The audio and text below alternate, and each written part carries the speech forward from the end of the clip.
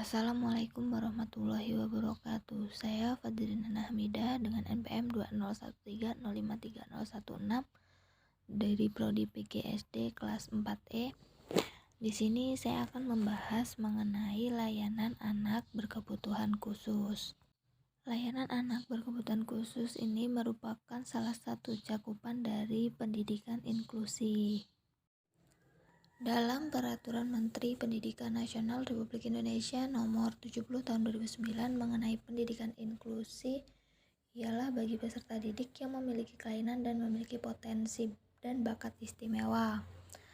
Bakat istimewa dalam pasal 1 dijelaskan bahwa pendidikan inklusif adalah sistem penyelenggaraan pendidikan yang memberikan kesempatan kepada semua peserta didik yang memiliki kelainan dan memiliki potensi, kecerdasan, serta bakat istimewa untuk dapat mengikuti pendidikan atau pembelajaran dalam satu lingkungan pendidikan secara bersama-sama dengan peserta didik pada umumnya.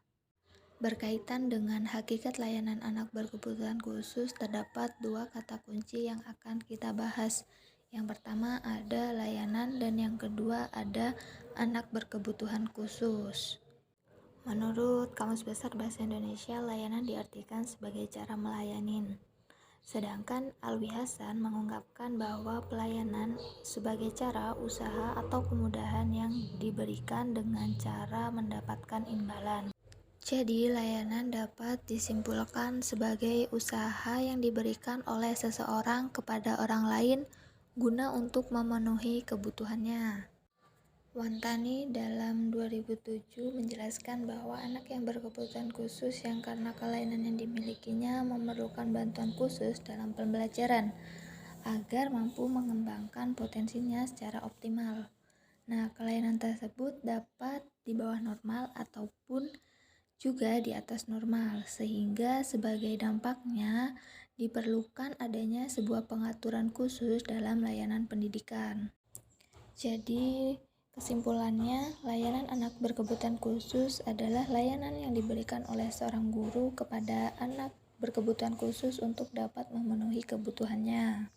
Selanjutnya ada cakupan anak berkebutuhan khusus. Yang pertama ada anak berkebutuhan khusus bersifat sementara atau temporer, dan yang kedua ada ABK yang bersifat menetap atau permanen. Nah, yang pertama ABK bersifat sementara ini adalah anak yang mengalami hambatan belajar dan hambatan perkembangan yang disebabkan karena faktor-faktor eksternal, misalnya kecelakaan, trauma, dan lain-lain.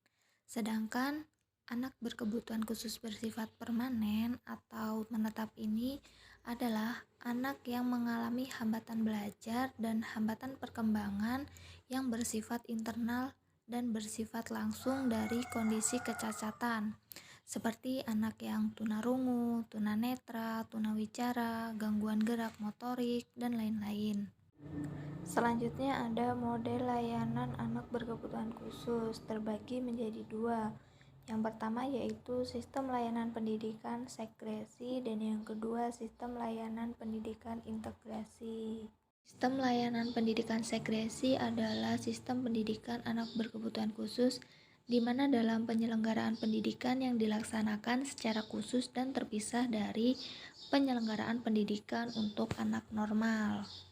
Bentuk-bentuk dari layanan sekresi itu sendiri yaitu ada 4. Yang pertama ada layanan sekolah luar biasa, yang kedua ada layanan sekolah luar biasa berasrama, yang ketiga layanan kelas jauh atau kunjung, yang keempat layanan sekolah dasar luar biasa. Yang kedua ada sistem layanan pendidikan integrasi. Sistem layanan pendidikan integrasi adalah sistem pendidikan yang memberikan kesempatan kepada anak berkebutuhan khusus untuk dapat belajar bersama dengan anak normal dalam satu atap.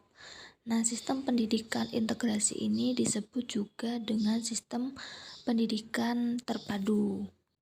Adapun bentuk-bentuk layanan pendidikan integrasi yaitu terbagi menjadi 3. Yang pertama ada kelas biasa, yang kedua ada kelas biasa dengan ruang bimbingan khusus, dan yang ketiga ada kelas khusus. Demikianlah materi yang dapat saya sampaikan, kurang dan lebihnya saya mohon maaf. Semoga pendidikan inklusi dapat diterapkan secara merata di seluruh Indonesia. Saya akhiri, sekian, terima kasih. Wassalamualaikum warahmatullahi wabarakatuh.